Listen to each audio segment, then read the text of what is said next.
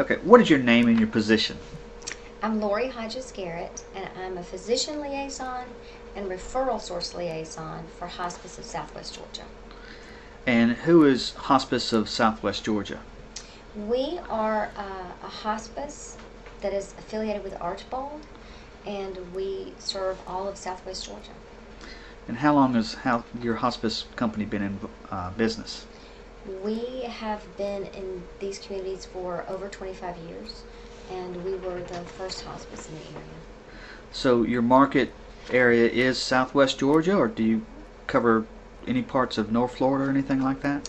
Our service area is truly Southwest Georgia. We don't cross over into Florida or Alabama. We serve 12 counties.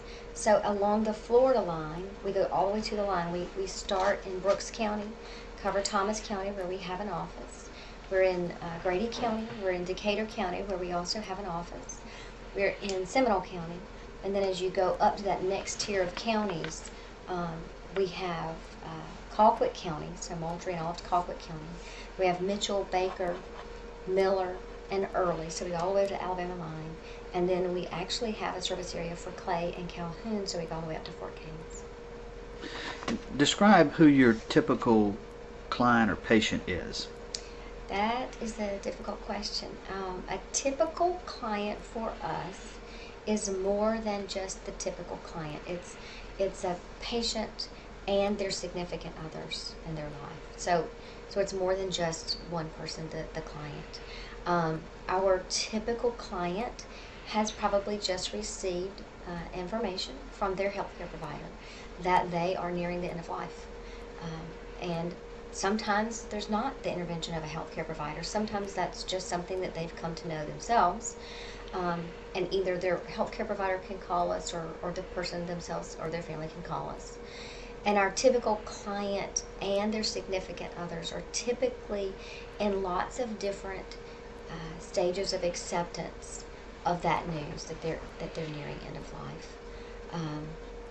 Often our typical client is closer to the end of life than we would like, and because we would like our team to be able to get in there into the situation and provide a quality to the time that they have left, and also to provide support and education to prepare that family for end of life.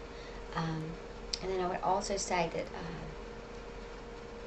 we find with our patients that there's really no typical people in the end of life stage are as diverse as people in every other stage of life. And so we find that each one has different goals and expectations, and we try to meet those and help the patient meet those. So what I'm hearing is not only do you provide services for the patient themselves, but their families also. Yes. What kind of support services do you provide the families? I guess to answer that, I would say I wish that through this video, I mean, I know you're seeing me and you're seeing my face, and I say I'm representing Hospice in Southwest Georgia, but if you could see the team of people who would be behind me, you would see excellent physicians who are medical directors who work for us. You would see incredibly dedicated registered nurses with lots and lots of years of experience. These are incredible seasoned nurses who are sort of crazy passionate about what they do and the services that they provide. You would see certified hospice aides who are probably some of the most compassionate people I've ever seen. They provide those personal care support services that give people dignity and give much needed relief to those caregivers. Sometimes that is a huge need for a person who's been taking care of a person who's been very ill. You would see very well educated and patient social workers who can counsel families through difficult situations, and who can also help with connecting the family with community resources that are available in our area. You would see compassionate chaplains who help families with additional spiritual support. Right now, there are probably in excess of 100 volunteers who are getting ready to volunteer for our Camp Heal, which is a day camp that we have in 2 locations in Thomasville and Bainbridge for children who have lost a loved one or are trying to deal with grief in the special way that children do. We have a bereavement coordinator who stays in touch with our families for a year after the death of a loved one. And then you would see, if possible, it would just be so amazing if you could see, we probably have somewhere between 80 and 100 volunteers who are our neighbors who are selfless and give of their time to run to the grocery store, to bring their dogs, to provide pet therapy for patients. We deliver fresh cut flowers to our patients every week. So I guess, to see that whole host of that team of experts that we bring to end-of-life care. And then also, hospice covers the medical equipment related to a diagnosis. It's provided for you. The medicine is actually provided as well. And hospice also covers respite in case that there is a need where the hospice team needs to take care of a loved one while a family has some other commitments or some just needs a break. And then also we offer continuous care crisis. Continuous care in a crisis, like a medical crisis where we need to stay around the clock until we get symptoms under control. And then we also can put patients in the hospital when it's absolutely necessary. So lots of services. Lots of services. Long answer. What is, in your years of experience, is there a particular case you can tell us about without naming names that stood out in your mind as to the support services that y'all provide and that you basically went over and beyond the call of duty in helping out your patients and their family? That, again, is kind of a tough question because the nature of what we do in going to patients' homes, and wherever they call home, be that assisted living or a skilled nursing facility or in the home of a family member, to the bedside, providing care there. What is average for us is probably above and beyond for most people. I would say probably, without giving names, recently we had a family on service that revoked hospice to seek some further treatment in another state, and came home and we're no longer under hospice care, and called the office, and we're really in crisis. And so at 5 in the afternoon, our clinical manager left the office, got the paperwork processed, stayed with the family all night until all of the symptoms were managed and under control, and the crisis, had passed. And that's what we do every day. And so I think that team that I was speaking of, I think what they do every day is going above and beyond. Is there anything else you would like to Okay, tell hold on. us? You had another question there. Wait a minute. What other question? What is your other question?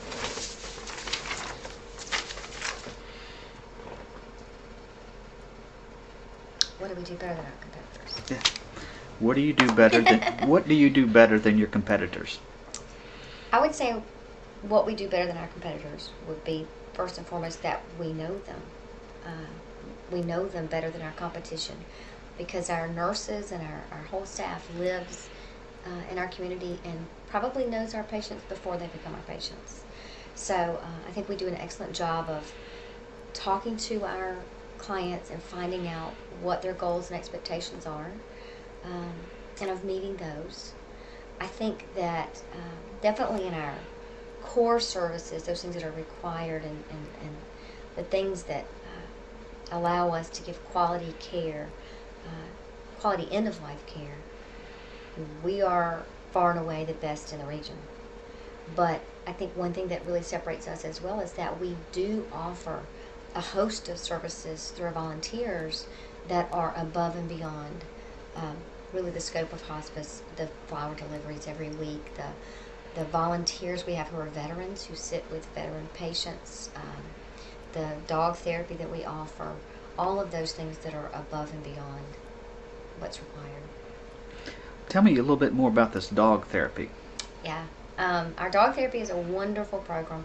It started a couple of years ago.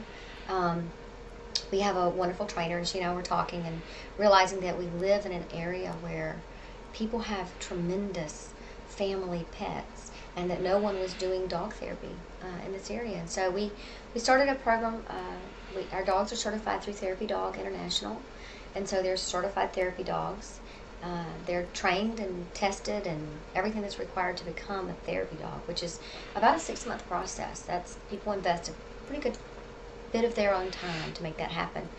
And then and our volunteers are anywhere from 13 years old up, and they visit our patients, certainly wherever our patient is. Our patients all have the option of requesting a pet therapy team that's assigned to them, and they have their very own therapy dog.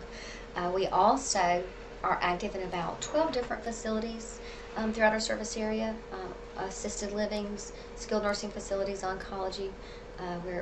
We do pet therapy in Northside. We do what we call just sort of a community benefit. It's just something that we do to give back to maybe a part of the population that isn't allowed to have pets where they live, and so we're just there sharing our pets with them. So it's been an amazing program, and it's gotten a lot of people probably involved as hospice volunteers who were really just great pet people and have learned a tremendous about hospice and have really enjoyed giving back to the community in that way. And through the pet program, are you seeing an improvement or a better attitude in the patient and the family? It's interesting. I first heard about pet therapy through a friend who was admitted into an area hospital for open heart surgery. And protocol in that hospital was a couple of hours of pet therapy prior to surgery. And I started looking into that, and it's medically documented that interaction with a pet can reduce blood pressure, can lower heart rate, can reduce depression.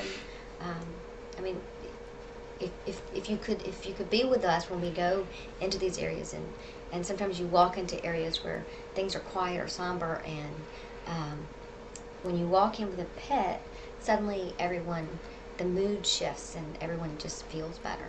And so that's a big part of what our dogs are about, what we do.